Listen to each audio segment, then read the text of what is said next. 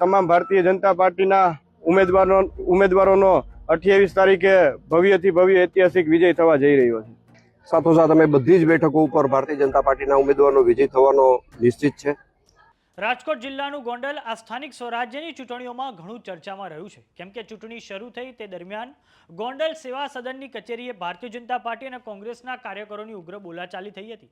આ ઉપરાંત ગોંડલના પૂર્વ ધારાસભ્ય જયરાજસિંહ જાડેજાએ આપના નેતા જીગીશા પટેલનું નામ લીધા વગર જાહેર સભાઓમાં તેમના જેટલા પણ પ્રહાર છે તેના જવાબ પણ આપ્યા છે। તો હવે આજે દિવસ આવી ગયો છે જ્યારે ગોંડલની જનતાએ મતદાન કર્યું છે। તો આવો જાણીએ સમાચાર વિસ્તારથી। નમસ્કાર, જમાવટ સાથે હું છું પાર્થ।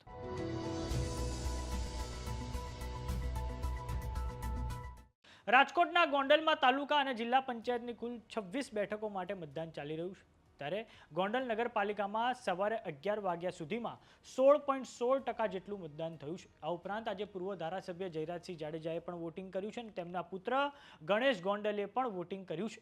ગોંડલમાં આમ આદમી પાર્ટી દ્વારા કાયદો વ્યવસ્થાની સ્થિતિને મુખ્ય પ્રશ્ન બનાવવાનો પ્રયાસ કરવામાં આવ્યો હતો। જોકે પૂર્વ ધારાસભ્ય જયરાજસિંહ જાડેજાએ જ્યાં જ્યાં પણ જાહેર સભાઓ કરી ત્યાં તેમણે આ તમામ આરોપોને નકારી દીધા છે। ગોંડલને મિર્જાપુર કહેવાવાળી વાતને પણ તેમણે ખોટી ગણાવી છે। તો આવો આપણે સૌપ્રથમ સાંભળીએ જયરાજસિંહ જાડેજા અને ગણેશ ગોંડલે મતદાન કર્યા પછી શું પ્રતિક્રિયા આપી છે। આજરોજ વિજયના વિશ્વાસ સાથે મેં મતદાન કર્યું છે। ગોંડલ શહેર અને તાલુકાની જનતાને હું નમ્ર વિનંતીને અપીલ કરું છું કે આપણે બને એટલું જાજામાં જાજુ મતદાન કરી સમયસર આપણા આજુબાજુના વિસ્તારમાં રહેતા લોકોને સમયસર મતદાન મથક સુધી પહોંચાડી અને વ્યવસ્થિત રીતે મતદાન થાય।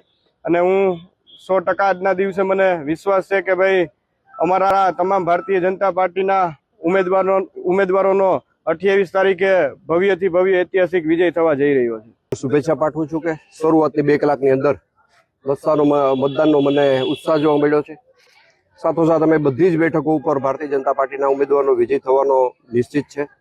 સાથોસાથ ગરમીની સિઝન હોવાથી શહેર અને તાલુકાની જનતાને મારી નમ્ર વિનંતી છે કે આજે કદાચ તાપમાન વધુ છે તો બધા શાંતિથી મતદાન કરો અને સમયસર મતદાન કરો એવી મારી, અને ભાજપ તરફી મતદાન કરો એવી મારી સૌને વિનંતી છે। તો ગોંડલ તાલુકા પંચાયતની 21 અને જિલ્લા પંચાયતની 5 બેઠકો પર 327 મતદાન મથકો છે, જેમાં તાલુકા પંચાયતને 159 બૂથ અને જિલ્લા પંચાયતને 168 બૂથ છે, જેમાં 57 સંવેદનશીલ બૂથ છે, જ્યારે 33 અતિ સંવેદનશીલ બૂથ ઇલેક્શન કમિશન, આપણે જે સ્ટેટ ઇલેક્શન કમિશન છે તેમના દ્વારા જાહેર કરવામાં આવ્યા છે। આ વખતે ગોંડલમાં 44 બેઠકોમાંથી 23 બેઠકો પર ભારતીય જનતા પાર્ટીના ઉમેદવારો નગરપાલિકામાં બિનહરીફ થઈ જતા ભારતીય જનતા પાર્ટીમાં ભારે ઉત્સાહનો માહોલ છે।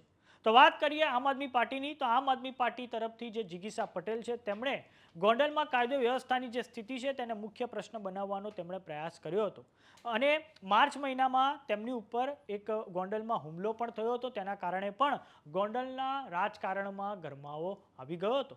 તો હવે એ તો પરમ દિવસે જ ખબર પડશે, એટલે કે પરિણામના દિવસે ખબર પડશે કે ગોંડલની જનતા પોતાની પસંદગીનો કળશ કયા પક્ષ પર ઢોળે છે। તો સમાચારોમાં અત્યારે બસ આટલું। જોતા રહો જમાવટ। જો તમે અમને યુટ્યુબ પર જોઈ રહ્યા તો સબસ્ક્રાઇબ કરો, જો તમે અમને ફેસબુક પર જોઈ રહ્યા તો ફોલો કરો, સાથે જ અમારી વોટ્સએપ ચેનલ આવી ગઈ છે, જોઈન કરવાનું ના ભૂલતા। નમસ્કાર।